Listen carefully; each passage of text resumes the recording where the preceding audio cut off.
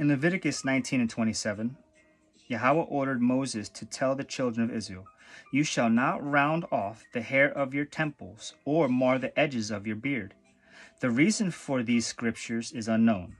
Possibly it was to distinguish the Israelites from neighboring peoples, but we know that it is commanded of us not to. That's all we really need to follow, right?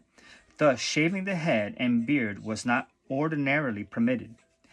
The exceptions were ritual shavings performed during certain purification ceremonies, like the Nazarite vows, which we brought out earlier. The Nazarite who had become impure through contact with a corpse or who had fulfilled his vow was required to shave his head, Numbers 6, 9 through 18. Some purification rituals called for shaving the entire body as part of their ritual cleansing. Levite initiates were to go with a razor over all their body.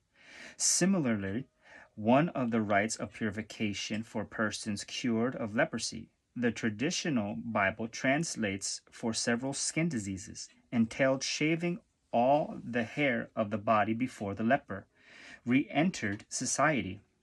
One of the rituals affecting women's hair is in Deuteronomy 21, verse 10 through 13, where it states that if a man wishes to marry a woman captured in war, she must first shave her head, pare her nails, take off her captive's clothing, and then mourn her parents for a month. Then shaving of her head marks the great rift in her life as she loses ties to her parents and clan and is forcibly incorporated into an enemy nation. The hair of women in Israel was not necessarily covered, but maidens were expected to follow the example of Rebekah in Genesis 24, verse 65, and veil their faces in the presence of potential husbands. The ornamental veil is referred to in the Song of Solomon, chapter 4, verse 1, which makes it clear that a woman's hair was definitely an asset honored with these lines. "Behold, you are beautiful, my love. Behold, you are beautiful. Your eyes are doves behind your veil. Your hair is like a flock of goats moving down the slopes of Gilead." In New Testament times, long hair was still approved for women, but for men, perhaps influenced by the short hairstyles of the Greeks and Romans.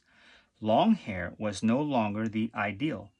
The Apostle Paul argues, "Does not nature itself teach you that for a man to wear long hair is degrading to him, but if a woman has long hair, it is her pride?" Found in 1 Corinthians chapter 11, 14, and 15. And I hope this lesson here was edifying and you find it substantial and gave you some clarification on the customs that we have in keeping beards and not shaving our head balls, taking on the customs of the heathen and so on and so forth. And I'll read this thing here. It says, Poe. In Me'ah She'arim, the neighborhood just north of the old city of Jerusalem, men and boys commonly wore poe, or side locks grown in a... Okay, yeah, we don't want to... Anyway, hope this is edifying. Until the next time, Shalom.